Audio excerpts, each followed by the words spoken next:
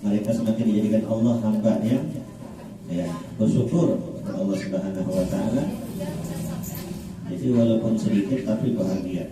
Dan bersyukur. Ya, itu yang kita harapkan, jadi hamba yang bersyukur.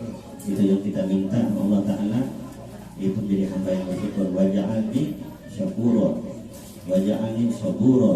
Jadikan kami Allah hamba yang bersyukur dan hamba yang sabar. Ya. Kalau orang semua jadikan Allah bersyukur, orang jadi nikmat. Yang sedikit rasa nikmat luar biasa, apalagi yang banyak. Ya. Itu para awliya wa sholihin dijadikan Allah Subhanahu wa taala, kebahagiaan dunianya adalah dijadikan mereka itu mengenal Allah.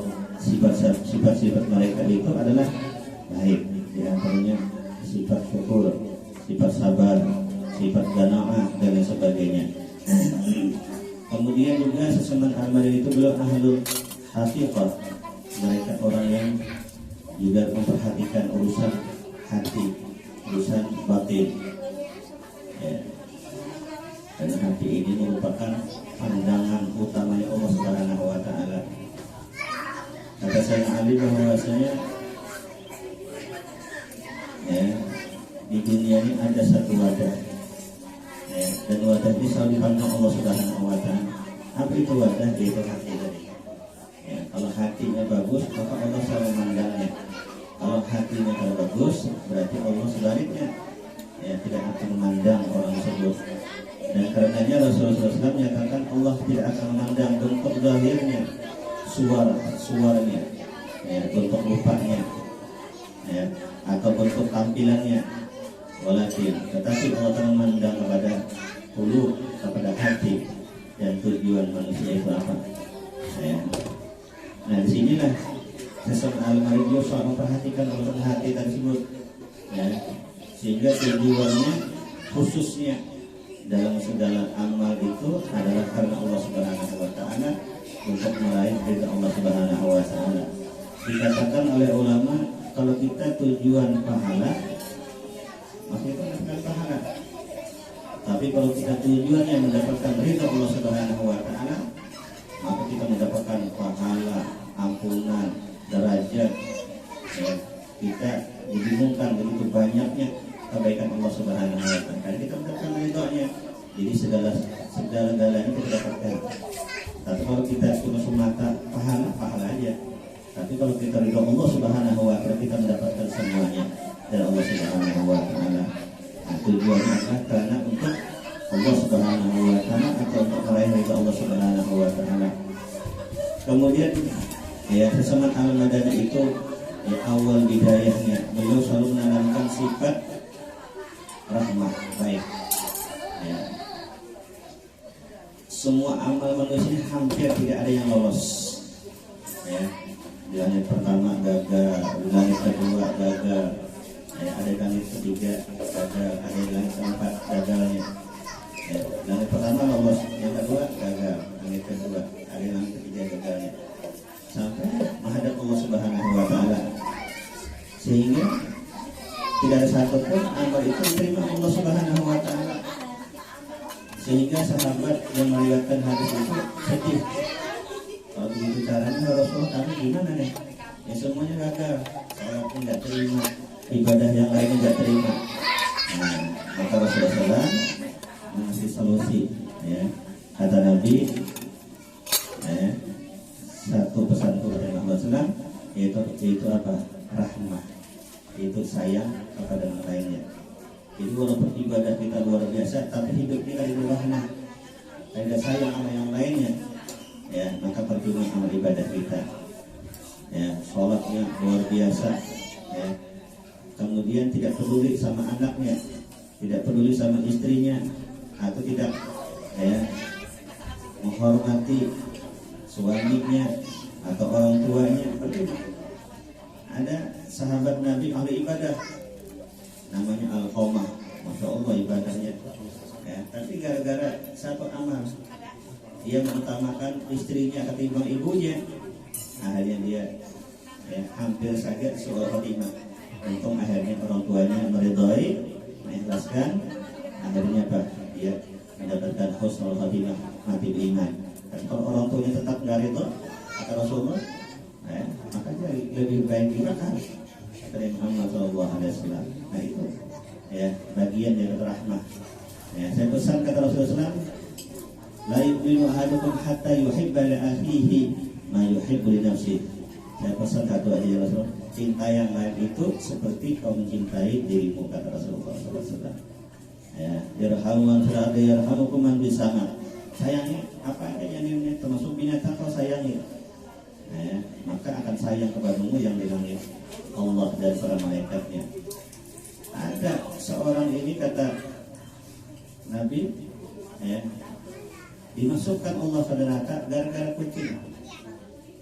Ya, yang dibiarkan dia akhirnya mati, digulung, kan? Mati kucing tuh. Ya, akhirnya Allah masuk ke neraka. Berarti sebaliknya apa? Yang dia perhatikan, yang dia sayang binatang aja bisa menjadi penyebab orang itu dimasukkan Allah ke dalam surga. Bahkan Imam Ghazali dikatakan beliau dapat rahmat Allah Ta'ala di kuburnya. Ditanya, wahai Imam Ghazali, apa yang kau dapatkan dari Allah? Dia mengatakan dapatkan ya apa namanya ampunan Allah, kebaikan Allah Subhanahu wa Ta'ala. Dengan sebab apa? Maka beliau menjawab dengan sebab ada lalat yang meminum ampun sidin apa dengan ada tinta ya dibiarkan, atau maksud mungkin minuman lah, tinta mungkin lah, mungkin teh mungkin juga ya, dibiarkan minum teh dari si lalat tersebut ya, rahmatan karena dia rahmat. Dengan itulah akhirnya dia apa mendapatkan rahmat dari Allah Subhanahu wa Ta'ala. Banyak lagi kita orang soleh yang berkat. Makanya disebutkan apa tadi? Tabiat sesama amal itu awalnya dia selalu menanamkan rahmat. Buat siapa aja? Apalagi dengan orang-orang yang mulia, dengan orang tua, dengan guru dan orang soleh. Dan juga di antaranya beliau itu berbakti kepada orang tuanya, ya, sangat memuliakan kepada orang tuanya. Dan rata-rata orang-orang itu jadi wali bakat birrul walidain, bakti sama orang tua. Guru sekumpul, Masya Allah, sidin kenapa? Karena sidin ya, sangat memuliakan kepada orang tuanya. Bahkan disebutkan sidin tidaklah membuka majelis kecuali sudah mencium lawan tangan kuitan, mencium dahi kuitan sidin, dari sidin ya sama majelis dan membuka majelisnya serta minta ya berkah dari kuitannya. Karena ilmu itu yang penting berkah manfaatnya. Apa ilmu kalau nggak manfaat? Ya, manfaat adalah di antara berkah kuitan, ya, berkah guru juga termasuk. Di antara juga kesamaan amal itu beliau adalah orang yang selalu banyak mengingat Allah Subhanahu wa Ta'ala, banyak baca salawat, mengabulkan hajat orang lain dan memberikan kesan yang baik sama yang lainnya. Dan di antara pesan beliau, wahai murid-muridku, janganlah kau tinggalkan sholat Jumat, sholat berjamaah, dan selalulah di sini banyak mengingat Allah Subhanahu wa Ta'ala. Dan juga di antara kata beliau, ya, rancang-rancang ziarah kepada orang soleh. Apa manfaat kita ziarah orang soleh? Minimalnya dosa kita diampun Allah Subhanahu wa Ta'ala. Minimalnya dosa kita diampun. Baik orang soleh itu yang hidup ataupun yang meninggal. Ya. Dan selebihnya kita mendapatkan makom yang Allah berikan kepadanya. Bisa ada? Bisa. Terus kumpul luar biasa cintanya Allah sesama Al-Madani yang makomnya sangat tinggi, belum? Ya. Al-Madad biqadril mashhad. Orang itu mendapatkan anugerah Allah tergantung keyakinannya, tergantung pandangannya. Kalau budi-budi yakin, apalagi dengan mutabaah, dengan mengikuti langkah-langkahnya, cara-caranya. Nah, makanya munafik ini supaya kita apa? Ya, supaya kita mengikuti tujuan kita dalam munafik ini supaya kita dapat berkahnya dan juga kita mengikuti langkah beliau sehingga kita juga menjadi kekasih Allah Subhanahu wa Ta'ala. Kenapa? Ya, karena kekasih Allah Ta'ala ini dia akan selalu diperhatikan, disayang Allah Ta'ala dan selalu dalam lingkungan rahmah Allah Subhanahu wa Ta'ala. Dan juga pesan beliau sama Al-Madani di sini selalu doakan umat Muhammad. Allahumma ghfir ummati sayyidina Muhammad, Allahumma arham ummati sayyidina Muhammad, Allahumma jibur ummati sayyidina Muhammad. Barang siapa yang mendoakan umat Muhammad, doa pengampunan, doa rahmah, doa keselamatan buat umat Muhammad, maka dia akan diberikan Allah Subhanahu wa taala fadilah wa kutub, artinya dia akan diberikan Tuhan derajat yang sangat tinggi di sisi Allah Subhanahu wa taala. Dan juga beliau juga mengatakan kalau ada apa ya, kalau kita ada masalah kieu jangan sidin sambat dengan sidin ya seman, insya Allah kita ya diselamatkan Allah, dimudahkan Allah, dilancarkan Allah, dikabulkan Allah kan hajat kita. Ya, situasi yang genting apa, kieu dengan sidin ya seman, atau wali Allah karena juga kita kenal luar biasa si Abdul Qadir Jalani atau Al Habib Ali Al Habsyi dan lain sebagainya ya, maka insya Allah diselamatkan Allah. Kita berapa kali mau naik pesawat Allah gugur gitu ya, wali-wali ini sampai tidak, alhamdulillah diselamatkan Allah Taala. Dulu juga ada Guru Supri Bekesa ya, dari Ayah Jakasi, waktu itu pesawat ini hendak gugur karena sayapnya menyala berapi ya, akhirnya beliau terus kumpul di sini, akhirnya dibacakan, diselamatkan dan selamat mendaratnya berkah. Tapi syaratnya dua macam kata sama amal ini. Syaratnya kita yakin satu. Nah kedua kita kadang boleh mengiktirat lawan sihir. Nah kadang yakin benar omong orang lain nah berubah. Jadi harus yakin terus.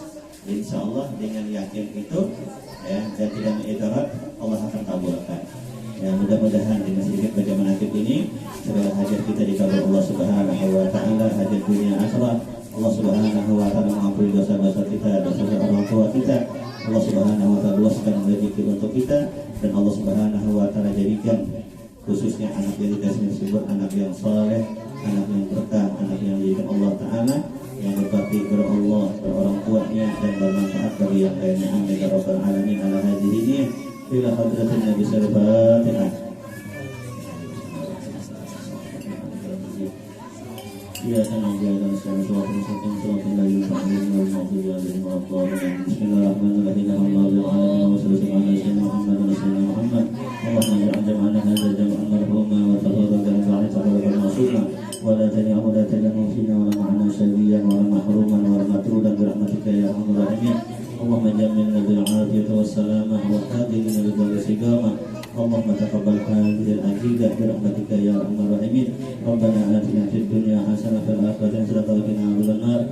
Wa sallallahu ala sayyidina Muhammadin wa ala alihi wa sahbihi. Alhamdulillahi rabbil alamin. Taqabbalallahu minkum.